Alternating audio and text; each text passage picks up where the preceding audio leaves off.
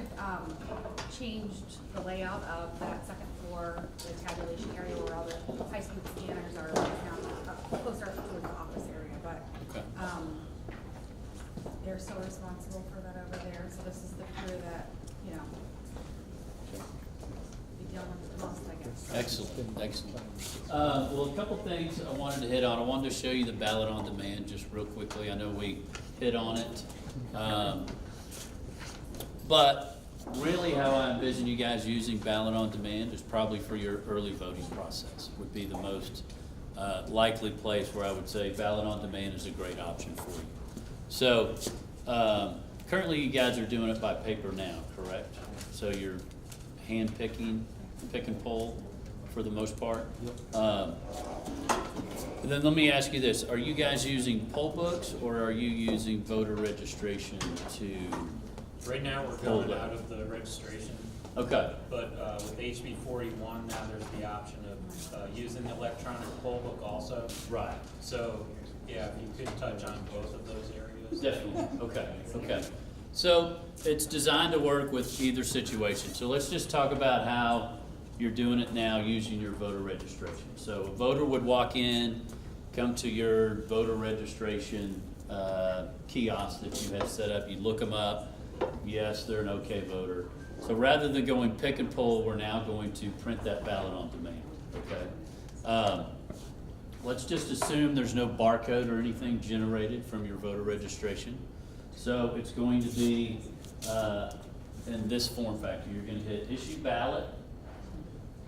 And then here we have all of the precincts listed. So this would be an early voting. So you would have, you know, every precinct for the entire county listed here, right? So I have it set up numerically for our purposes today, but it also has letters. So if you do your poll or precincts with letters, it would be set up that way.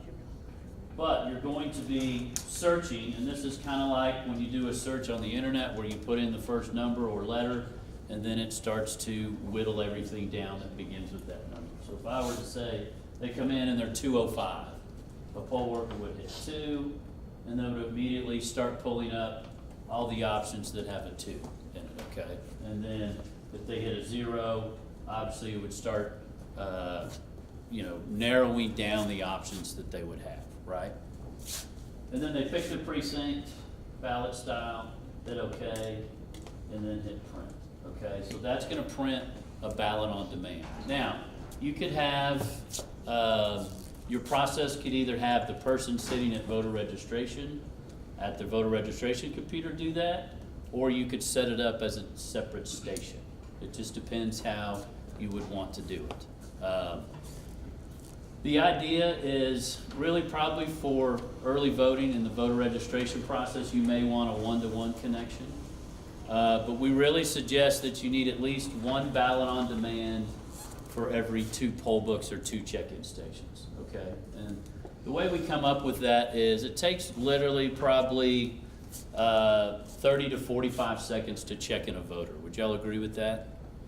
That that's about how long it takes to look them up and do everything you need to do? Yes.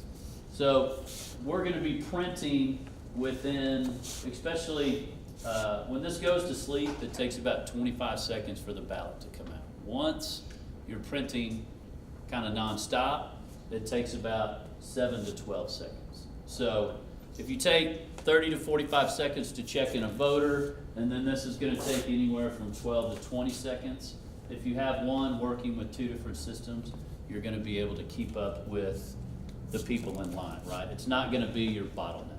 Does that make sense?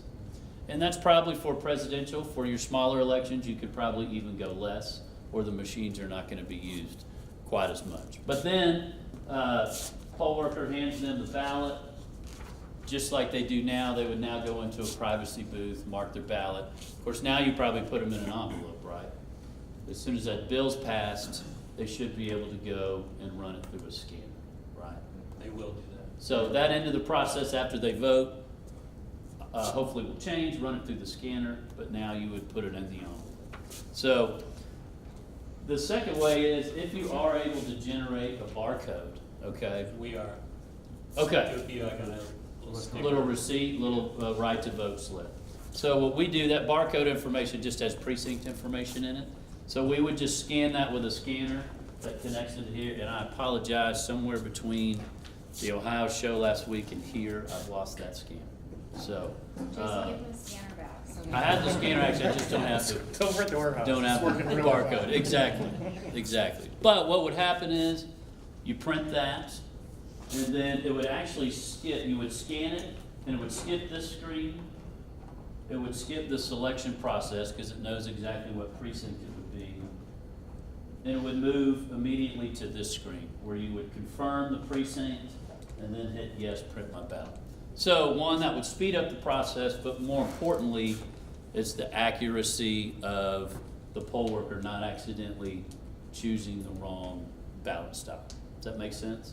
So, really good benefit. Now, you could scan right off the screen. Let's just say your printers were to break for some reason, or God forbid the network's not right going to the printer.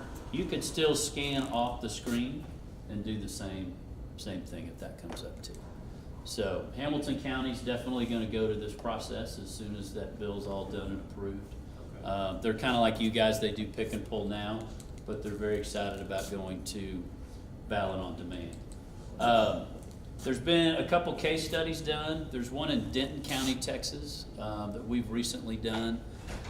There they do early voting, and then they also, on election day in Texas, you're allowed to go to any precinct on election day, and they have to have your ballot style available for you, okay? So before, that was really only done with the DRE. That was the easiest way to do it, but Texas, like Ohio, has gone to paper ballots, paper ballots. So Denton County is just a tad smaller than you guys. I think they're around 700,000 registered voters. But they're using ballot on demand on election day, and it's kind of like an early voting situation where a voter will come in and they have to be able to print their ballots. So they're using a 2 poll books to every 1 ballot on demand. And then if you guys really like that process and you say, hey, maybe we want to replicate that out at the precinct or polling location in the future, it's very modular. You can add it in at any time. Some may want to start with just maybe their largest polling locations that have 12, 13 precincts in it, something like that. Does that make sense to everybody, how that works? I know everybody knows what ballot on demand is, but just a little bit different way of doing it, and especially for your early voting process.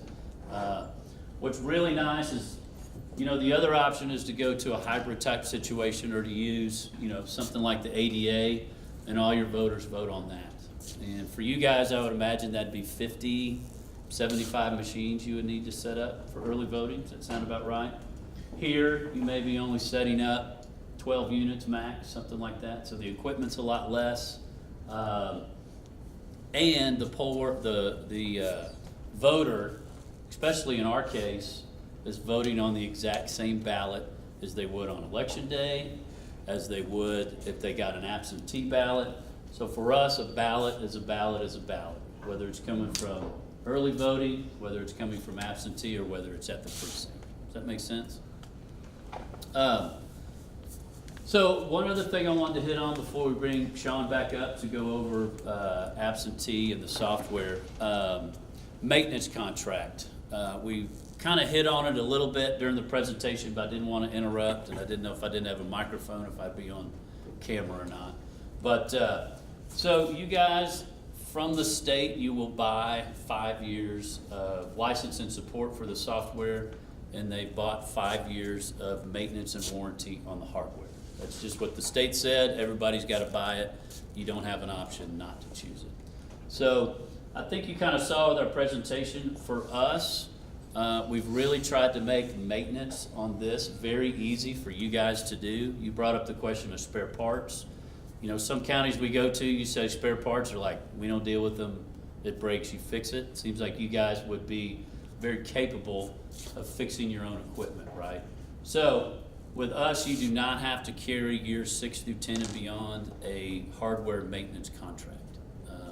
We've never done that before. Our older system, you had to have a maintenance contract. I mean, just to change a battery, we had to like crack into the motherboard. Here, we've made it very simple for you to get to anything you need to work on and do that. And then if something were to break, You could just do it on a break fix. You know, if you send back 10, 12 units a year compared to having a maintenance contract on 1,000 pieces of equipment, you guys are gonna save a lot of money. And that's one thing we got from all our surveys is, man, why do we have to pay this big maintenance contract when we're not sending anything back? And you guys aren't fixing anything.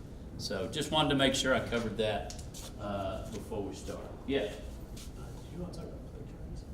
Oh, yeah, and on our ballot on demand, there's no click charges either. Some companies for their ballot on demand have a click charge for every ballot that they do.